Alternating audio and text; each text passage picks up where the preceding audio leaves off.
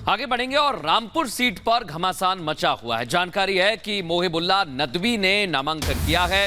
Rampur seat से नदवी ने अपना पर्चा दाखिल कर दिया है। समाजवादी पार्टी के प्रत्याशी के रूप में नामांकन दाखिल किया है। लेकिन बड़ी बात क्या है, आजम खान के समर्थित उम्मीदवार भी नामांकन दाखिल कर रहे हैं और गंभीर आरोप लगाए जा रहे हैं मोहिबुल्लाह नदवी पर।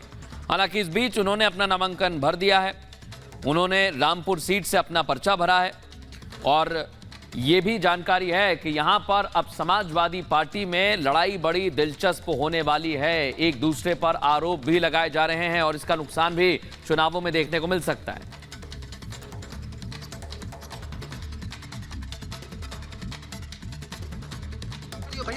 जब मुल्क कुछ लोगों की नादानी की वजह से बढ़ रहा था तो उन्होंने मुल्क को इत्तेहाद का पैगाम दिया था, मुल्क को जोड़ने का पैगाम दिया था। और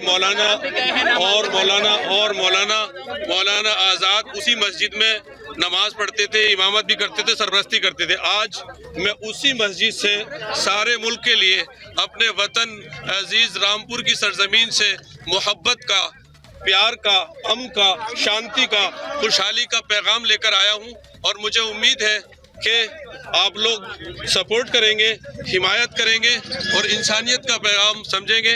एक अच्छे माहौल में ही बच्चे अच्छी तरबियत पा सकते हैं, तालीम की तरबियत पा सकते हैं, खुशहाली की तरबियत कर सकते हैं।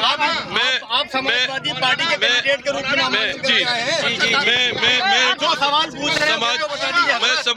पार्टी की तरफ से हूँ। मैं समाजवादी।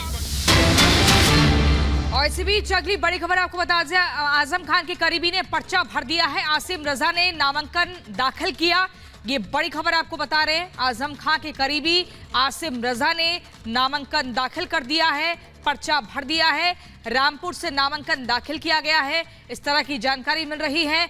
और ये बड़ी खबर आपको बता रहे हैं, आजम खान के करीबी ने पर्चा भर दिया है। आसिम रजा जिन्होंने नामांकन दाखिल किया। लगातार रामपुर से किसको टिकट दी जाएगी इस पर लगातार निगाह बनी हुई थी।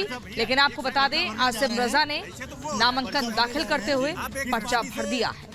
लेकिन अलग अलग सीटों पर लगातार किचकिच जारी है और सिर्फ फुटबॉल का मामला भी देखने को मिल रहा है। समाजवादी पार्टी को लेकर निशाना साधा जा रहा है कि आखिर समाजवादी पार्टी में इस तरह का जो अंतर कलह है वो कब तक चलेगा।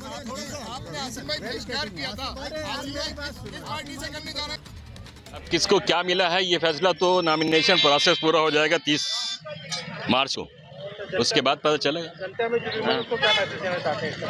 जनता समाजवादी के साथ खड़ी हुई है, आजम खान साहब के साथ खड़ी हुई है।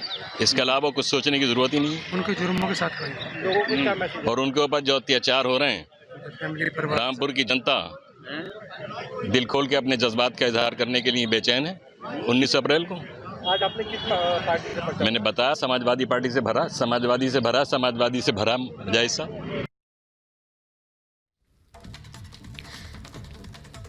गृह मंत्री अमित शाह ने जम्मू कश्मीर और पीओके को लेकर एक बड़ा बयान दे दिया है। गृह मंत्री अमित शाह ने आपको बता दें, ये कहा है कि पीओके हमारा अभिन्न हिस्सा है और उसे हासिल करना देश का लक्ष्य है। यही नहीं, उन्होंने कहा कि सही समय आने के बाद जम्मू कश्मीर से सेना को वापस बुला लिया। साथ ही उन्होंने आर्टिकल 370 पर भी बयान दिया है। क्या कुछ ये पूरी खबर है, इस रिपोर्ट के जरिए आपको दिखाते हैं।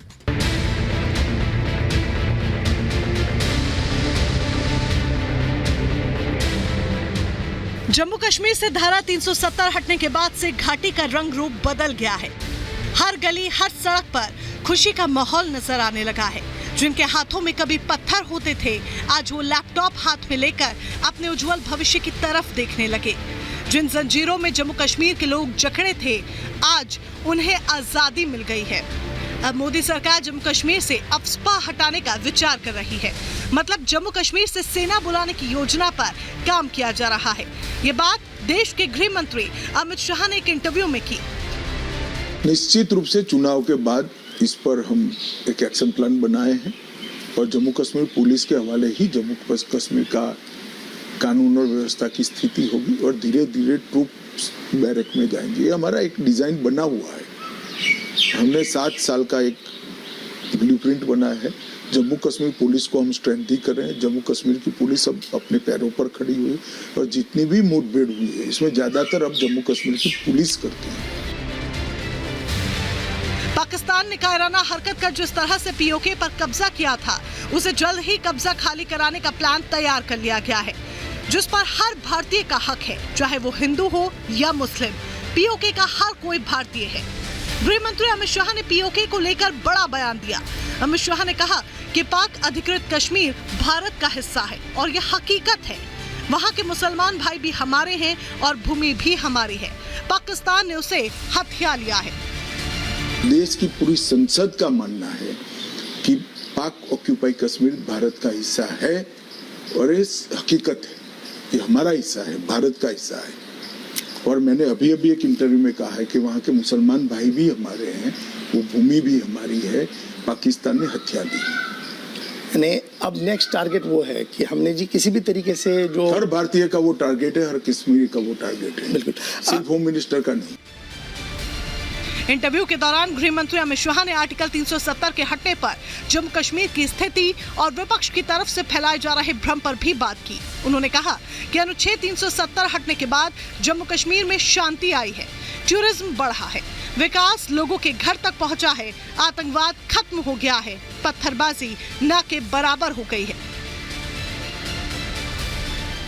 जम्मू कश्मीर के युवाओं को आतंक के रास्ते पर घसीट दिया गया, जिसका पाकिस्तान ने दुरुपयोग किया और जम्मू कश्मीर में 40,000 से ज्यादा युवा विगत 4 दशक में मारे गए। आज जम्मू कश्मीर शांति की ओर आगे बढ़ा है, टेररिज्म खत्म हो रहा है, 2 दरबार की परंपरा समाप्त हो चुकी है, पत्थरबाजी लगभग नहीं 0 हो चुकी है।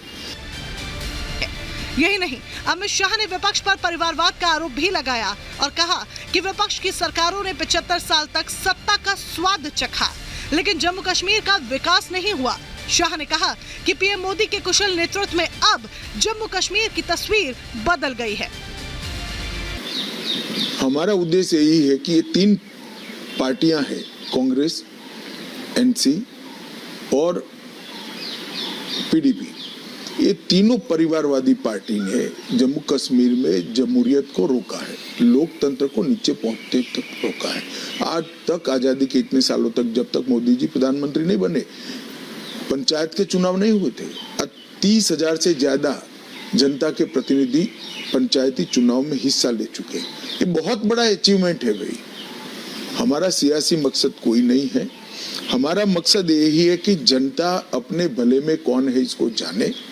और मोदी जी के आप जो कह रहे हैं कि भाई बहुत बड़ी भीड़ आई है, ये भीड़ सिर्फ मोदी जी को देखने नहीं आई, एक प्रकार से नए जम्मू कश्मीर के लिए मोदी जी का धन्यवाद करने। गृह मंत्री अमित शाह ने बातचीत के दौरान डल झील का भी जिक्र किया।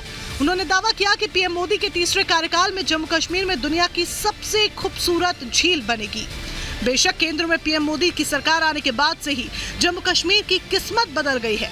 जम्मू कश्मीर के विकास की राह में रोड़ा बने आर्टिकल 370 हटने के बाद वहां अमन चैन कायम हुआ है और लोगों में एक नई ऊर्जा का संचार हुआ है। Bureau report, Republic Bharat.